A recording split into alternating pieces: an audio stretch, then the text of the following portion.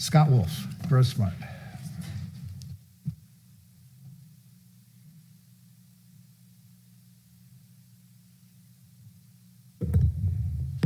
Am I on? Okay. I'll try to be very on. My name's Scott Wolf. I'm Executive Director of Grow Smart Rhode Island. We have a very strong interest in land use. That's kind of that's one of the key foci of our work.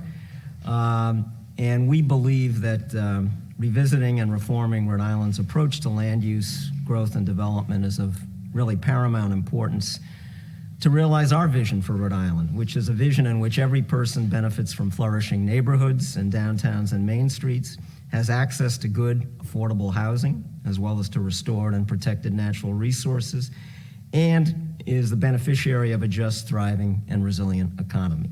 Ambitious goals, I think important ones. I think from what I've read and observed about your work, you share these goals.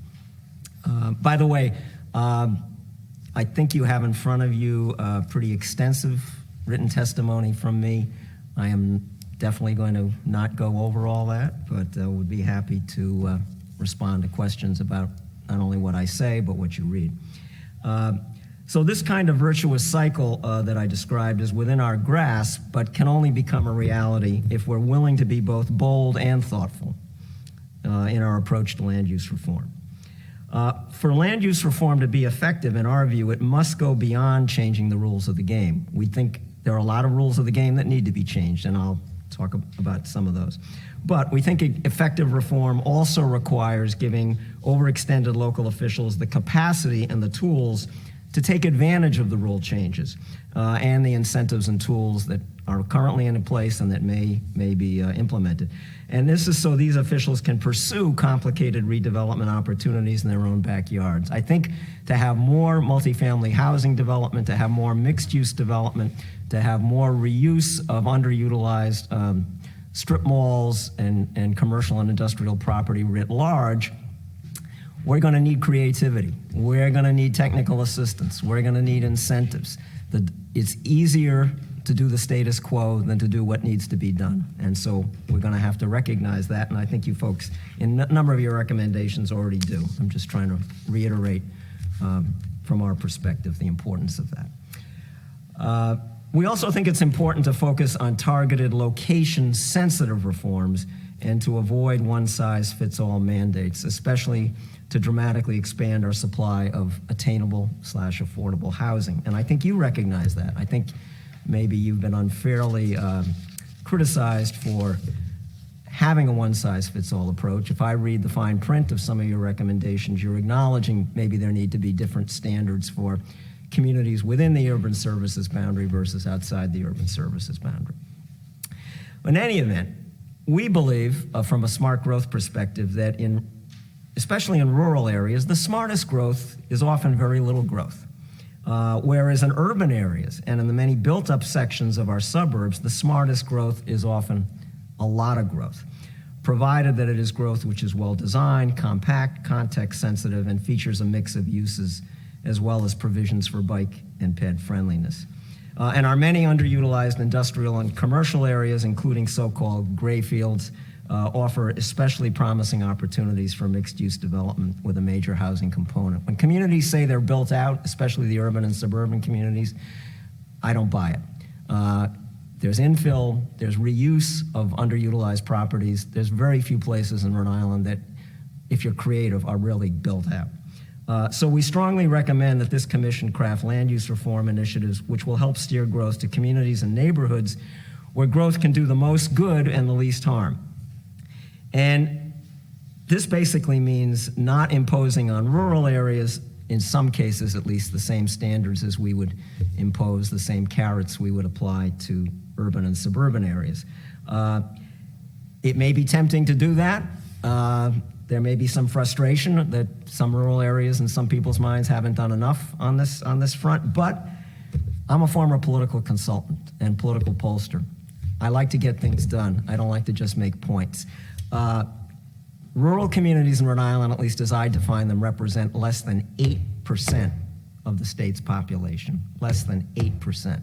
And given their lack of infrastructure, my hunch is they represent less than 5% of the potential solution to our huge affordable housing and overall housing crisis.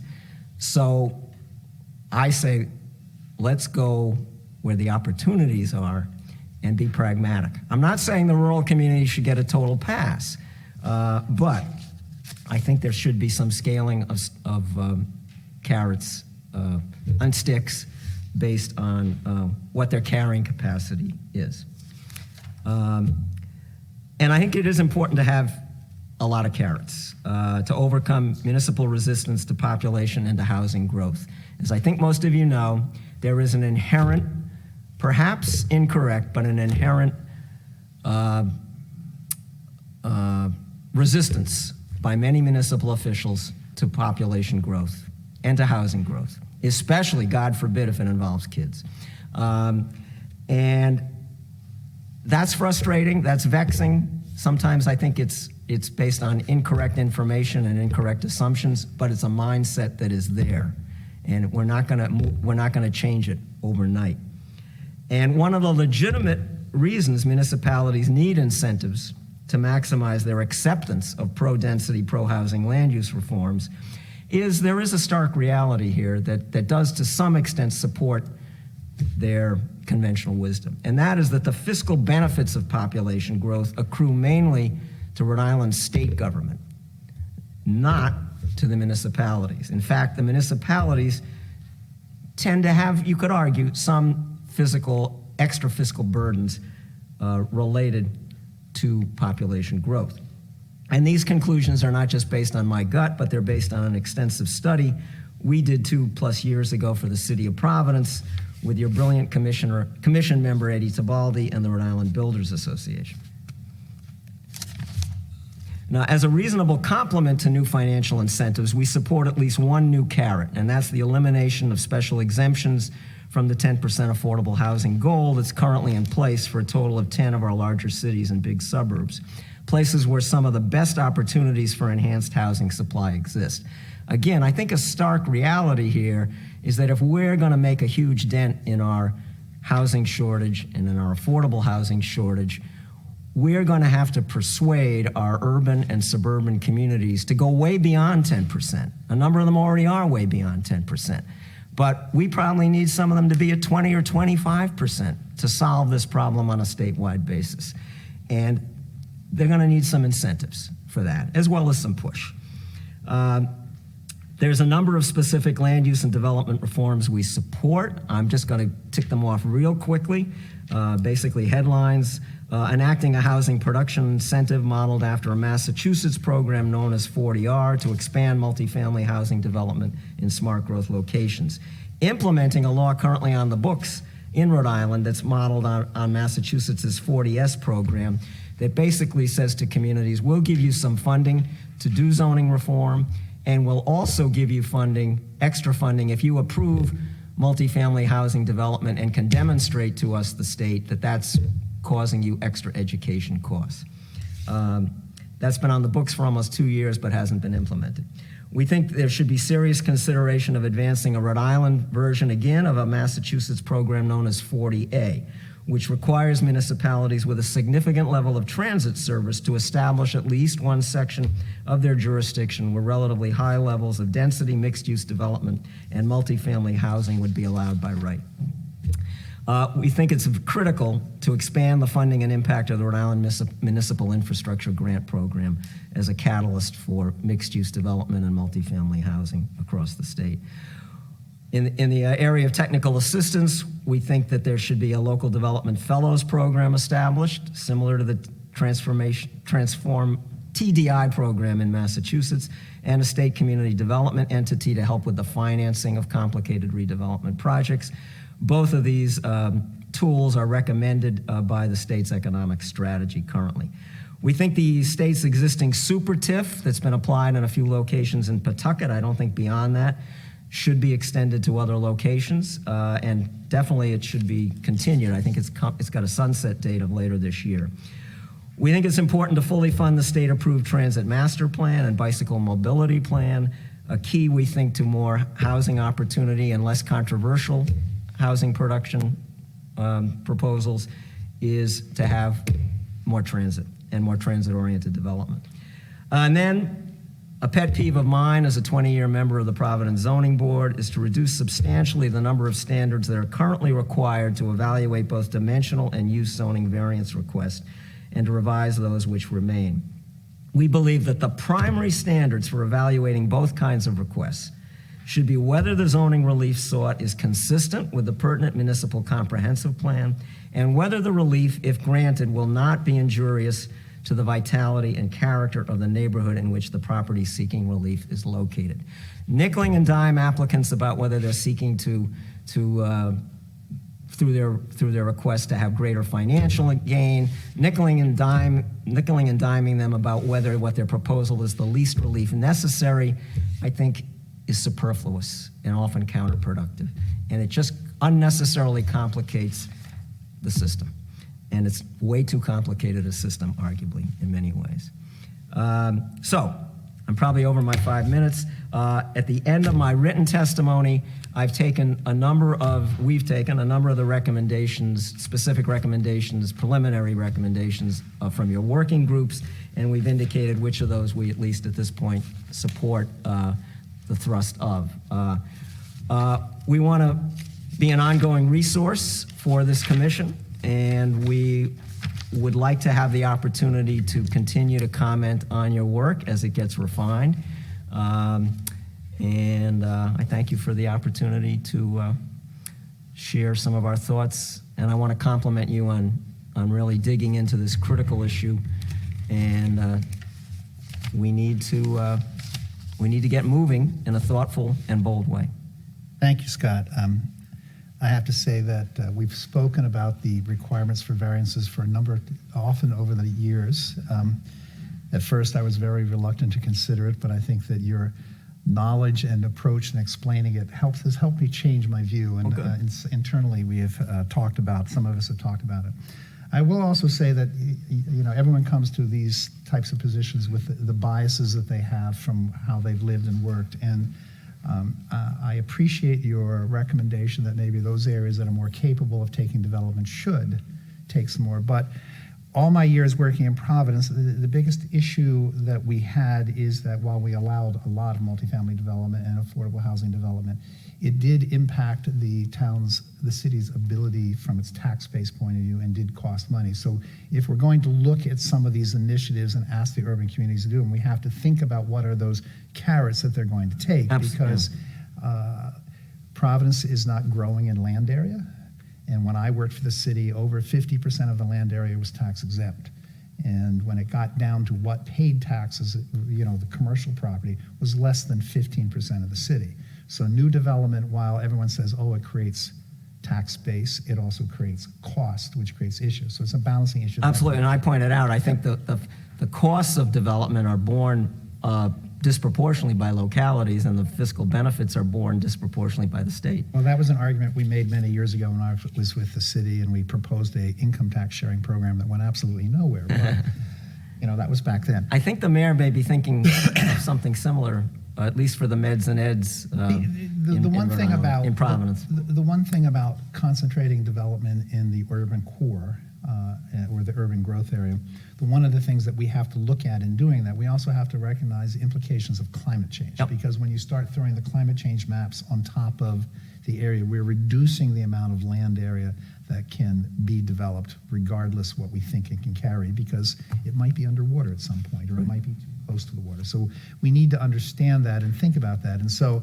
that kind of direction and that kind of thought process, I say, has to come from someone like CRMC or the others, because the local communities can't do that kind of study. And I know CRMC has done a lot of work on that. No, that's an excellent point. I would bring to your attention, if it's not already in your radar screen, pretty innovative proposal by the town of Warren to actually move a lot of their activity from one part of town to another. We actually had Bob Market Rulli, to Metacom, or Metacom, Market to Metacom, I think it's called. We had Bob Rulli come and speak to us about that. Right. Maria, it looks like you want to ask a few questions. Not so much. I just wanted to thank you for your thoughtful comments, and it's very encouraging for us to hear terms like enable and incentivize, because that's going to make things happen in a more productive manner. So thank you. Anyone else on the commission? Christina. Thanks, Tom. Thanks, Scott, for your testimony. I just had a question. When you're talking about 40S and what we enacted in Rhode Island, you're referring to the Housing Incentives for Municipality Fund? That's right. That's correct. Can you just explain that a little bit more and what would need to be done to implement that fund? Well, I think there are two main thrusts to it. One is to offer some funding for communities to do zoning reform that would provide more opportunity within their jurisdictions, at least in some part of their jurisdiction, for multifamily housing development and potentially mixed-use development.